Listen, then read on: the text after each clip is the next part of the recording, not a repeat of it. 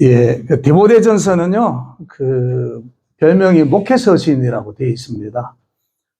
우리 목회자들과 교회에, 그리고 오늘 우리 많은 크리스찬들에게 주시는 교회가 뭘 해야 되고, 또 목사인 우리 목회자들이 어떻게 해야 되고, 성도들이 어떻게 살아가야 되는 그 교회론적 입장에서 주신 말씀이기도 합니다.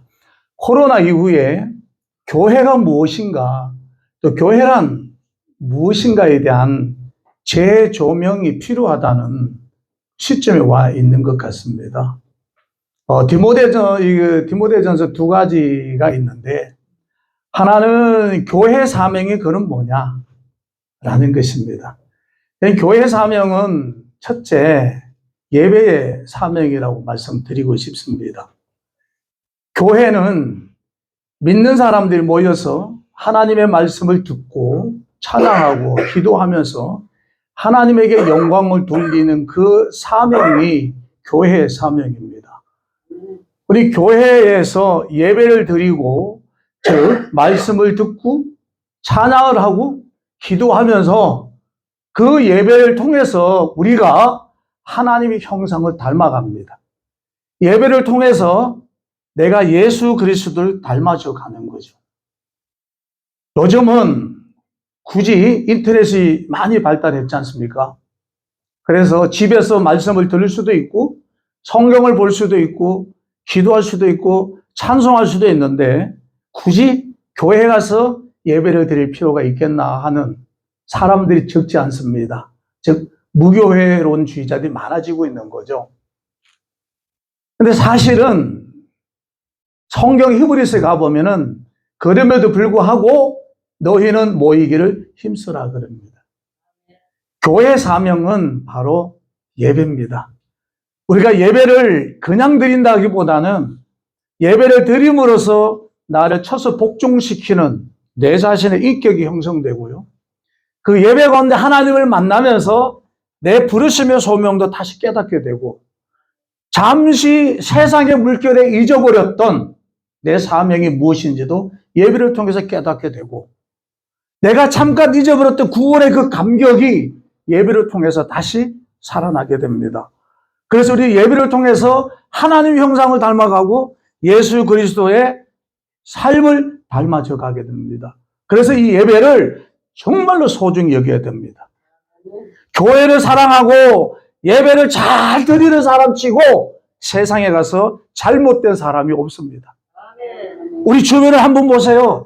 다듬어진 인격, 다듬어진 삶, 참으로 그 모습들을 들여보면요, 예배 가운데 하나님 말씀 듣고 예배 가운데 자신을 드리고 찬양하고 기도하며 자신을 훈련해 나가면서 그 예배에 익숙해졌던 사람, 그 사람들이 나가가지고 남에게 괴롭힐지도 모르고 남의 것들 하기 전에 봉사하고 섬기는 정말로 작은 예수 그리스도의 삶을 살아가게 됩니다.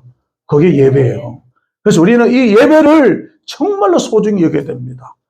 그래서 교회를 요즘 참 이렇게 모이면은 이런 교회 저런 교회 많이 하잖아요. 여러분, 우리도 모이는 교회 예배의 소중함을 우리 한번 다시 재조명해 볼 필요가 있습니다. 두 번째로 교회 사명이 뭐냐? 양육입니다. 저희는 제가 그 부교육자 시절에요, 영아부가 있었어요. 태중에부터 미취학까지. 그 영아부에 가보면은 젊은 신혼부부가요, 임신했는 아이를 이렇게 안고 하나님을 예배드리고 다듬으면서 기도합니다. 그 모태에서부터 예배드리는 법을 배우는 그 아이가 자라나면서 신앙을 벗어나지 않는 거예요. 저 양육입니다. 하나님의 말씀을 가르치고 양육하고 또 성경을 통해서 양육하기도 하고요. 교회 20명, 30명, 50명 새신자들 오면요, 새가족부들이 바빠져요. 왜? 그 사람들을 성경을 가르치고 말씀을 가르치고 그렇게 공부를 가르쳐야 되거든요. 그것도 중요하지만 더 중요한 거는 예배 가운데 말씀을 들으면 제가 양육이 되는 거예요. 하나님의 말씀을 들음으로써 믿음이 성장하게 되고요.